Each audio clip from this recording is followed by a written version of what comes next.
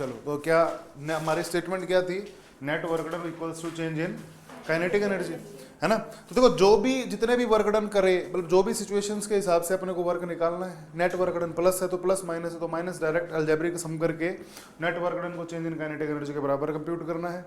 वहां से अपने को क्या मिल जाएगा सर, वहां से अपन 2-4 डाटा कैलकुलेट कर पाएंगे। फॉर एग्जाम्पल देखो कुछ चीजें समझते हैं।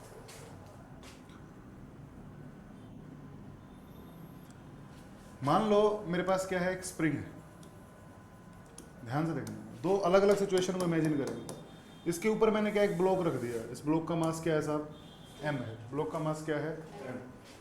अब हमसे पूछा क्या गया है, देखो दो कंडीशंस बनाई जाती है। कंडीशन नंबर 1 क्या है, इसको ड्रॉप कर दिया, छोड़ दिया गया, ब्लॉक को क्या कर दिया। और कंडीशन नंबर 2 क्या होगी साहब, कंडीशन नंबर 2 होगी कि ब्लॉक को स्लोली स्लोली नीचे लेके आए, स्लोली नीचे लेके आए साहब। दो सिचुएशन बनती है। पहली सिचुएशन क्या, इसको छोड़ दो, छोड़ दो का मतलब क्या होगा, सोचो अगर हम इसको स्लो स्लो नीचे लेके आ रहे हैं, ध्यान से सुनना, स्लो स्लो अगर आप इसको नीचे लेके आ रहे हैं तो हर मूवमेंट पे ऊपर का फोर्स और नीचे का फोर्स बराबर होगा। हर मूवमेंट पे मेरे को एक बात तो देखो, बॉडी में काइनेटिक एनर्जी कब आती है, जब उस पर कोई ना कोई नेट वर्क डन हो। नेट वर्क डन कब आता है, जब फोर्स और डिस्प्लेसमेंट हो, जब फोर्स और क्या हो साहब, अगर ऊपर का फोर्स और नीचे का फोर्स बराबर है और स्लोली ऊपर नीचे जा रहा है, इसका मतलब क्या, ऊपर का वर्क जो पॉजिटिव वर्क है और जो नेगेटिव वर्क है दोनों बराबर है। जो पॉजिटिव वर्क है और जो नेगेटिव वर्क है वो दोनों क्या है, नेट वर्क डन। इसका मतलब क्या, work done 0। That's why we called it, there is no gain in kinetic energy because net work done is. Slowly लाने का मतलब ऊपर का वर्क और नीचे का वर्क क्या होता है सर, बराबर होता है, इक्वल एंड अपोजिट होता है। That means net work done उस केस में क्या 0 हो रहा है। अगर मैंने इसको ड्रॉप कर दिया, इस पे फोर्स कौन सा, सिर्फ mg लग रहा होगा, एक स्प्रिंग फोर्स kx पे लग रहा होगा, है ना, है ना। अब मेरे से सवाल कैसा, कंडीशन 1 के हिसाब से क्वेश्चन कैसा पूछा जाता है, कंडीशन 1 के हिसाब से क्वेश्चन पूछेंगे कि इसको ड्रॉप कर दिया और स्प्रिंग में मैक्सिमम कंप्रेशन बताओ, क्या बोलेंगे भाई। अब मैक्सिमम कंप्रेशन के लिए क्या करें, ड्रॉप कर दिया, ड्रॉप कर दिया तो सडनली mg, मान लो x डिस्टेंस से नीचे आ गया, कितना डिस्टेंस से नीचे आ गया, तो work done by gravity is mgx, सही। Work done bye spring force is minus का हाफ के एक्स स्क्वायर, सही बात है। अब गेम समझो, जब ये ऊपर से नीचे आ रहा है, ऊपर से तो ये एक वर्क mg का हो रहा है, एक वर्क स्प्रिंग का हो रहा है। काइनेटिक एनर्जी सोचो, ऊपर क्या रेस्ट में था और मैक्सिमम कंप्रेशन पे भी क्या रेस्ट में ही होगा, तो नेट काइनेटिक एनर्जी में चेंज 0, क्योंकि पहले भी वेलोसिटी 0 थी और बाद में भी, तो net change in kinetic energy going to be, इसका मतलब क्या, net work done going to be, yes or no, net work done going to be this, so from this x going to be 2mg by, इतनी बात अपने को सही लगी। अब अगली सिचुएशन क्या होती है साहब, अगली सिचुएशन ये होती है, ध्यान से देखो, हमें x पता लग गया यहाँ से, नेक्स्ट सिचुएशन में क्या, अब स्लोली लेके आ रहे हो, स्लोली तो फिर फोर्स ही बैलेंस रहेगा भैया, कहाँ जाके रुक जाएगा, जब mg बराबर k होगा, kx के बराबर ये रुक जाएगा, तो x going to be mg by k। यानी अगर स्प्रिंग को स्लोली स्लोली नीचे लेके, उस ब्लॉक को स्लोली स्लोली नीचे लेके आओगे तो वो इस एक्सटेंशन पे रुकेगा, इस कंप्रेशन पे रुकेगा, और अगर ऊपर से छोड़ दोगे तो मैक्सिमम कितनी होगी, 2mg by k होगी। बात समझ में आई ना। The statement is only that net work done will be equals to change in kinetic energy. इस सिचुएशन को अपने को याद रखना। बात समझ में आई क्या, यस और नो लिखो बेटा, ठीक है। तो ये चीज समझो कि जो क्वेश्चंस होंगे ना, ऐसा ही ऐसे, जैसे इसमें क्या सिचुएशन बना, मान लो पेंडुलम से, पेंडुलम को झुला दे किसी थीटा एंगल पे, एनर्जी कंजर्व भी रहती है, ठीक है ना, एनर्जी क्या रहती है सर, कंजर्व। तो net work done will be equals to change in kinetic energy, इस बात को याद रखना। यहाँ पे सर जो स्प्रिंग का फॉर्मूला था वो kx लगा, यहाँ पर फोर्स बैलेंस हुआ है, यहाँ पर एनर्जी, चीजें कुछ जल्दी हो रही है, कुछ फास्ट हो रही है, तो वहां पर एनर्जी बैलेंस करो, और जहां पर स्लोली काम हो रहा है, गेन इन काइनेटिक एनर्जी 0 आ रहा है, वहां पर किसको बैलेंस करना पड़ेगा, अपने को फोर्स को बैलेंस करना पड़ेगा। बात समझ में आई क्या, यस और no. Net work done will be equal to change in kinetic energy, समझ गए ना। स्लाइड्स रहेंगी, आप लिखते रहना। चलो एक सिचुएशन और समझते हैं। मान लो मेरे पास एक सिचुएशन दे रखी है जहां पर 45 डिग्री एंगल बना रखा है और यहां पर मैंने एक ब्लॉक रख दिया, ठीक है, समझो मेरी बात। ये कितना है साहब, मान लो मैंने इसकी लंबाई ऑलमोस्ट तुम्हें 10 मीटर दे दी, कितनी दे दी साहब, और ये भी कितना होगा, फिर ये भी 10 मीटर होगा बिकॉज एंगल इज 45 डिग्री, तो दोनों 10 मीटर होगा। इसका जो आधा पार्ट है ना वो रफ है, आधा पार्ट क्या है, रफ, और यहाँ का जो कोफिशिएंट ऑफ फ्रिक्शन म्यू है ना, म्यू यहाँ का 0.25, म्यू यहाँ का कितना है भाई साहब। अब से सवाल पूछा है जब ये ऊपर से नीचे आए तो यहाँ पर इसकी वेलोसिटी क्या होगी, यहाँ पर। तो भैया हमें करना क्या है, जब भी वेलोसिटी निकालना हो तो net work done equal to change in kinetic energy. सबसे पहले नेट वर्क डन निकालने की कोशिश करते हैं। नेट वर्क डन क्या, ऊपर से नीचे आ रहा है, ग्रेविटी का वर्क कितना होगा, mg इंटू 10, फ्रिक्शन का वर्क 10, हाइट लिखेंगे ना, नहीं पूरा ही देख रहा हूँ मैं, तो यहाँ पे चेक कर रहा हूँ सीधा।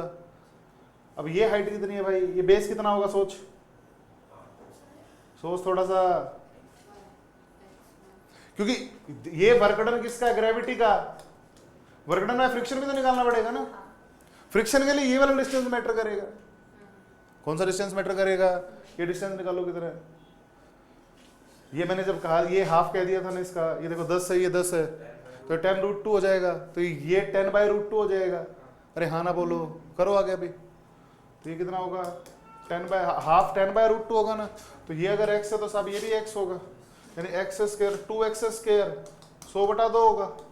अरे बोलना, यानी x बराबर 5 होगा क्या है, x 5 होगा।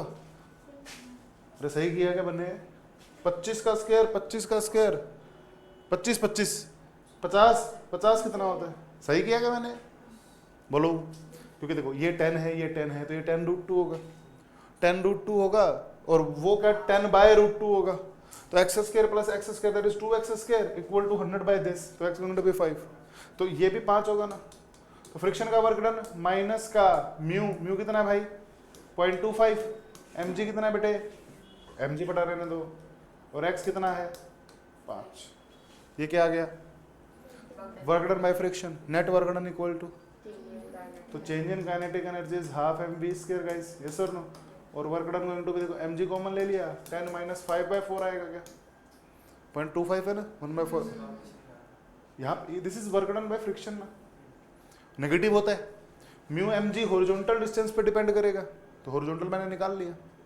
तो यहाँ से आप क्या मैथमेटिक्स कर सकते थे, m से हम निपटा दो, इधर क्या खुल रहा है भाई, half v² equal to g time 10 - 5/4 that is 40 - 5 that going to be 35/4। अरे सही लिखा नहीं लिखा बता, जल्दी जल्दी काट दो अभी, ये 2 आ गया होगा, सही है। 350 का आधा 65, v² इक्वल टू 35 × 5, यानी v गोइंग टू बी,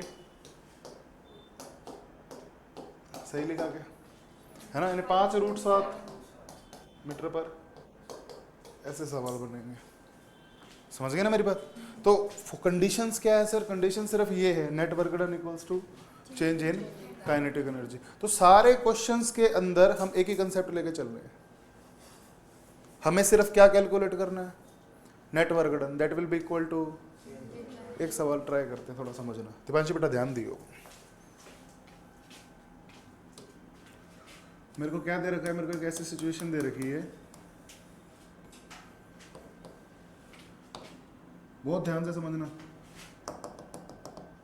ये एंगल है 45 डिग्री, कितना बोल रखा है, इस रस्सी की जो लंबाई है ना वो लेंथ है l, मास m है। अब इसको छोड़ूंगा तो ये क्या, ये यहाँ से यहाँ तक आएगा, आएगा ना, कैसे, ऐसे। ये एंगल है 30 डिग्री, मैंने इसको यहाँ से छोड़ा और भाई साहब घूम के कहाँ, यहाँ पहुँच रहा है, कहाँ पहुँच रहा है साहब, वहाँ पहुँच रहा है। बताओ जल्दी से, क्या वेलोसिटी एट दैट पॉइंट, इसकी वेलोसिटी की डायरेक्शन क्या होगी, tangent to the circular path, यही होगी ना वेलोसिटी की डायरेक्शन। तो आपसे पहला सवाल क्या पूछा है, पहला सवाल यही पूछा, बताओ। तो अब क्या करना है, नेट वर्क डन निकाले। तो सोचो नेट वर्क डन निकालना क्या, कैसे निकालेंगे सोचो, थोड़ा सा इसको बढ़ा लेता हूँ ना मैं। अब देखो समझना ध्यान से, इधर काम कौन कर रहा है, टेंशन काम कर रही है और mg काम कर रहा है, इधर काम कौन कर रहा है सर, टेंशन काम कर रही है, और टेंशन का वर्क कितना होगा, 0 क्यों हुआ, परपेंडिकुलर है ना डिस्प्लेसमेंट और वो, तो इसलिए 0 होगा। अब गेम समझ, ये ऊपर कितना गया होगा, सोच सिर्फ इतना ऊपर गया होगा है ना, ये कहाँ गया होगा सर, सिर्फ इतना ऊपर गया होगा, बोलो सही बात है नहीं है ना, निकालो वर्क डन। तो सबसे पहले देखते हैं क्या सीन चल रहा है, क्या सीन चल रहा है, क्या सीन चल रहा है। ये अगर L है बेटे, तो जो ये वाली लेंथ होगी, लेंथ इन द सेंस समझ रहे हो ना, ये वाली लेंथ, ये वाली लेंथ, बड़ी ट्रायंगल, ये जो ट्रायंगल दिख रही है तुमको, वो कितनी होगी बताओ, cos 45, L cos होगी नहीं होगी बताओ, क्या वो L cos 45 होगी। और दूसरी सिचुएशन में समझो, दूसरी में वो L cos 30 होगी, तो जो चेंज इन लेंथ आया वो क्या हुआ, L cos 45 minus L cos 30, L cos 45 going to be L by root 2 minus L cos 30 going to be root 3 by 2। ये चेंज आ गया ना, ये देखो इनमें से बड़ा कौन है, ऑब्वियसली ये वाला है ना, यानी वर्क डन नेगेटिव आया होगा। वर्क डन क्या आया होगा सर, जब ये नीचे से ऊपर गया, हमने यहां से इसको छोड़ा है, हमने यहां से, तो एक चीज समझो, देखो एक बात समझना, 45 डिग्री एंगल से छोड़ा, 30 पे हम उसको रिकैप्चर कर रहे हैं, हाइट में चेंज कितना है, L cos 45 minus L cos 30, इतना आ गया। इसको सोल्व करो, और ये अब मैं इसको mg से मल्टीप्लाई कर दूं, mg से मल्टीप्लाई कर दो तो वो क्या होगा, वर्क आ जाएगा, तो वर्क ड्यू टू ग्रेविटी, बताओ इसको एलसीएम ले लो, थोड़ा सा L कॉमन ले लो, 1 by root 2 minus root 3 by 2, आगे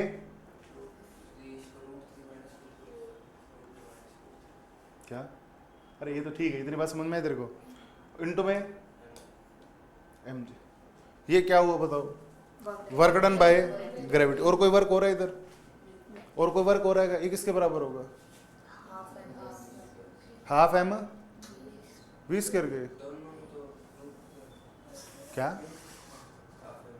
हाफ m v स्क्वायर के, सोल्व करना कितना आ रहा है, ये देखो ये क्या हुआ, हमने चेंज इन लेंथ की बात कर रहे हैं ना पा, देखो हमें मतलब भी किस चीज से, वर्क डन निकाल लो, इसको हाफ m v स्क्वायर के बराबर रखो, एलसीएम लेना, क्या आ रहा है, यहाँ से L कॉमन लिया, नीचे क्या आ गया 2 रूट 2, ऊपर आ रहा है 2 माइनस रूट 3 इंटू रूट 6 आ रहा है क्या, mg, ये नेगेटिव आ रहा है ना, ये क्या आ रहा है, ये किसके बराबर होगा, चेंज इन काइनेटिक एनर्जी के, बताओ काइनेटिक एनर्जी कितनी है,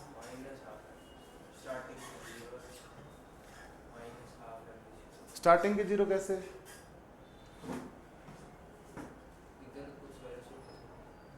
क्या, अरे तुम माइनस साइन में कंफ्यूज क्यों हो रहे हो, इसका मैग्नीट्यूड ले लो, जितना पोटेंशियल एनर्जी में लॉस आया या गेन आया है, इसलिए लॉस आया गेन आया पोटेंशियल एनर्जी में, सोचना थोड़ा सा, पोटेंशियल थोड़ी सी घटी है ना, लॉस आया है, तो इसका मैग्नीट्यूड ले लो, वो किसके बराबर होगा, खत्म, बात समझ में आई।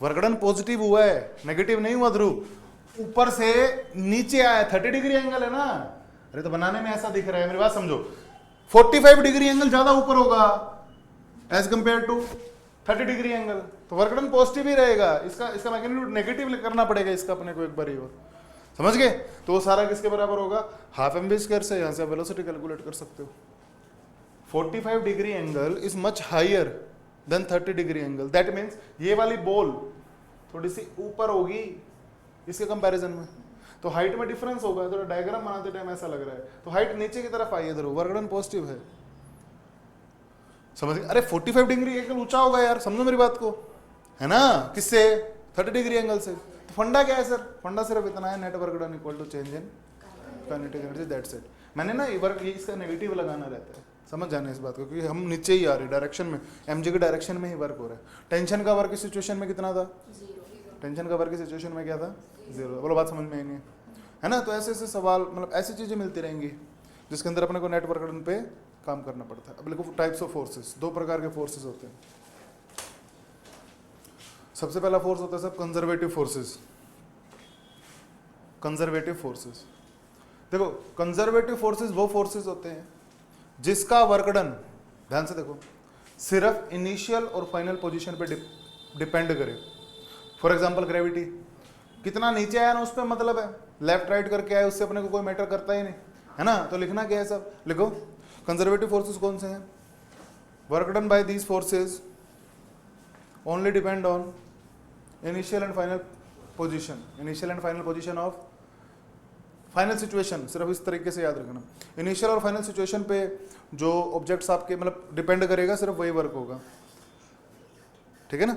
और नॉन कंजर्वेटिव जो पाथ पे डिपेंड करे, path dependent work done, path dependent work done is for example friction भी है, मान लो फ्लैट सरफेस पे कैसे घुमाया है उसको, वर्क डिपेंड करता है। फ्रिक्शन इनिशियल ऊपर से नीचे आओगे तो फ्रिक्शन मैटर नहीं करेगा, लेकिन ग्राउंड पे ही चल रहे हो तो फ्रिक्शन मैटर करेगा, कौन से डायरेक्शन में लेके जा रहे हो ऑब्जेक्ट को, उसका वर्क अलग होगा। तो friction is as a kind of force, समझ गए ना, है ना। ग्रेविटेशनल फोर्स कंजर्वेटिव होता है, ग्रेविटी वाला ऊपर से नीचे आते हैं जो। इलेक्ट्रोस्टैटिक फोर्स कंजर्वेटिव होता है, समझ गए ना। जो इलेक्ट्रिक फील्ड में लगने वाला फोर्स होता है वो भी सब कंजर्वेटिव होता है। लेकिन अगर इलेक्ट्रिक फील्ड आपका इंडक्शन से आई हो तो वो नॉन कंजर्वेटिव हो जाती है। तो अलग अलग सिचुएशंस है जो आपको याद रखनी पड़ेगी। लेकिन जो नॉन कंजर्वेटिव फोर्स कौन से फोर्स हैं? ऐसे फोर्स जो सिर्फ जो पाथ पे डिपेंड करेगा। Work done due to these forces depends on only path. क्या समझे? Work done due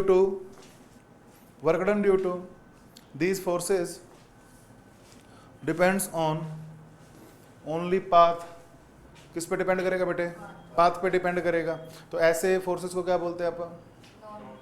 non conservative forces बोलेंगे भैया, है ना। ऐसे कंजर्वेटिव फोर्सेस, ऐसे फोर्सेस को क्या बोलते हैं? Non conservative forces. बात समझ में आई क्या? ठीक है। तो देखो नॉन कंजर्वेटिव फोर्सेस समझना क्या है। और जो वर्क एनर्जी में नेट वर्क डन बोला जाता है ना, वर्क एनर्जी थ्योरम में नेट वर्क डन बोला जाता है, वो नेट वर्क डन सारे कंजर्वेटिव फोर्सेस के लिए कहा जाता है, ठीक है ना। कि जो कंजर्व रहे, कंजर्वेटिव का मतलब क्या? जो चीजें क्या रहे? कंजर्व रहे। मेरी बात समझ पाए क्या? ठीक है ना। तो इसमें बहुत सारी चीजें होती है भैया डिटेल से चर्चा करने की, लेकिन अपने को एक बेसिक सी डेफिनेशन आना चाहिए, क्योंकि क्वेश्चन आप बाद में करते रहेंगे साथ साथ। बोलो बात समझ में ही नहीं है? चलो अब एक छोटा सा क्वेश्चन ट्राई करते हैं और फिर बताना मेरे को।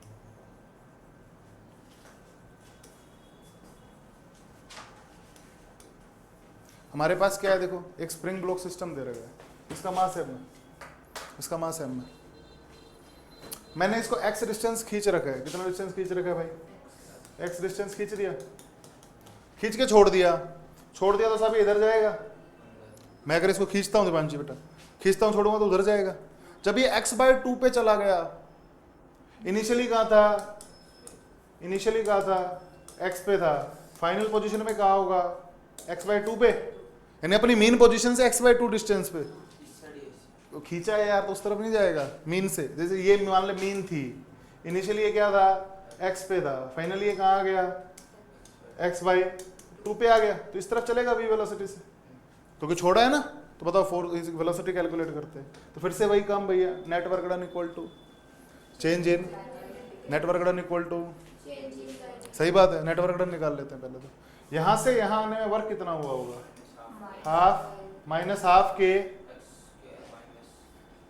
x/2 का स्क्वायर माइनस, अरे सही बात है ना। कंजर्वेटिव स्प्रिंग फोर्स भी है ना। तो नेटवर्क कितना होगा? पहले x पे था, वो चल के कहां गया? x/2 पे। अरे हाँ ना, बोल तो लोअर लिमिट x आ जाएगी, अपर लिमिट x/2। तो ये वर्क आ गया सर, समझ गए मेरी बात? ये किसके बराबर होगा? चेंज इन काइनेटिक एनर्जी के। फाइनल तो है ना, सॉरी फाइनल है, इनिशियल नहीं है। सही लिखा नहीं लिखा बताओ? तो इसको सोल्व करो, क्या मिलेगा? हाफ के x स्क्वायर टाइम 3/4 मिलेगा क्या? क्योंकि 1/4 है, 1/4 में से 1 गया, 3/4 आ जाएगा, equal to half mv square. यहाँ से हाफ निपटा दो, यहाँ से v का m से देखो v का वैल्यू आ गया आसानी से, है ना। v को आसानी से कैलकुलेट करेंगे। बहुत मुश्किल सवाल भी बहुत आसानी से सॉल्व हो जाते हैं, है ना, by applying work energy theorem. Work energy theorem लगाओ और सारे इजी आसानी से हो जाएंगे, ठीक है ना। रेहाना बोलो भाई। देखो फर्स्ट टाइम जो बच्चा करता है ना, फर्स्ट टाइम कोई भी कंसेप्ट लगाओ, कोई भी, मान लो फिजिक्स का करे, केमिस्ट्री का करे, बायोलॉजी का करे, मैथमेटिक्स का करे, तो कोई भी कंसेप्ट लगाओ इनिशियली तो बहुत जेन्युइनली टफ लगती है। टफ क्यों लगती है? मानसिक विकास उतना हो नहीं रखा, है ना। अबे मानसिक विकास होगा तो ही तो बात बनेगी। हमें तो वही सिखा रखा क्या, जो स्कूल में पढ़ा दिया, जो टीचर ने रटवा दिया, वही पेपर में दे दिया, आप पास हो गए, है ना, फर्स्ट आ गए, घर वाले भी खुश, आप भी खुश, है ना, सारे फर्स्ट आ रहे हैं, है ना, 100 में से 100 आ रहे हैं। फिर पता लगता है थोड़े दिन बाद जोड़ भी ढंग से करना नहीं आता, ठीक है ना।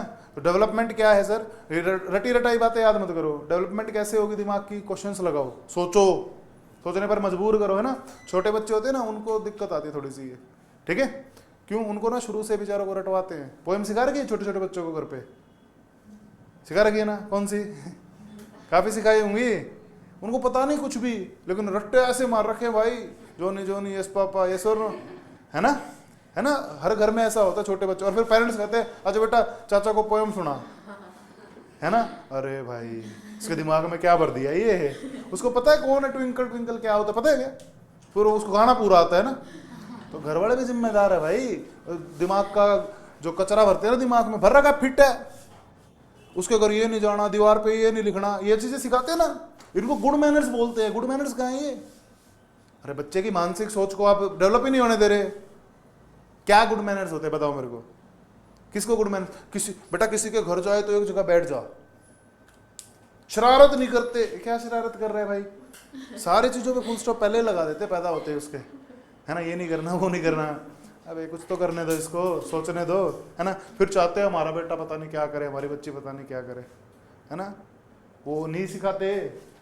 अरे मैंने बताया, हर बार बताता हूँ तुम्हें, ये क्या है, ये सूरज आ रहा है ना, इधर एक झोपड़ी है, ये पता नहीं कौन सा घर है, जो बच्चों को ना बचपन से दिखा रखा है। किसी बच्चे को कह दो, छोटे बच्चे को, भाई तू ना घर की फोटो बना, वो यही बनाएगा, है ना। This is national symbol of home in India, है ना। और भी बहुत सारी ऐसी चीजें भाई, छोटे छोटे बच्चों को ना डेवलप ही नहीं होने देते, बिल्कुल भी डेवलप नहीं होने देते। ये बिल्कुल ऐसे होमवर्क कंप्लीट करो, वो हमें सुलेख लिखना नहीं देते थे, और क्या बोलते थे उसके राइटिंग सुधारने के लिए। मेरे को आज तक उस चीज का लॉजिक समझ में नहीं आया। किसी एक बंदे की सुधरी है, मेरे को एग्जांपल दो भाई। क्या कहते हैं, 50 सुलेख लिख के ला, कौन सी छुट्टियों में, गर्मियों की छुट्टियों में, जून की छुट्टियों में, किसी एक बच्चे की लिखाई सुधरी है? अरे भाई बिगड़ और जाती है ना, लिखते लिखते ले भाई सुलेख की रैली निकाल देते हैं, है ना। तो ये चीजें भाई धक्के से स्टैंडर्ड प्रोसीजर्स बना रखे हैं, जिनको फॉलो कर करके बच्चा फंस जाता है ना। जो कि सीधा सीधा रट्टे मारने लग जाता है, पेपर में भी वही डाल देते हैं। फिर बच्चा क्या सोचता है, पूरे पूरे मार्क्स आ गए, बोला भाई हमारा बच्चा इंटेलिजेंट। अबे तुम्हारा बच्चा इंटेलिजेंट, गलत बात, समझ गए ना। तो ये मिथ भी दूर करना है साहब, ऐसे थोड़ी इंटेलिजेंसी का पता लगता है।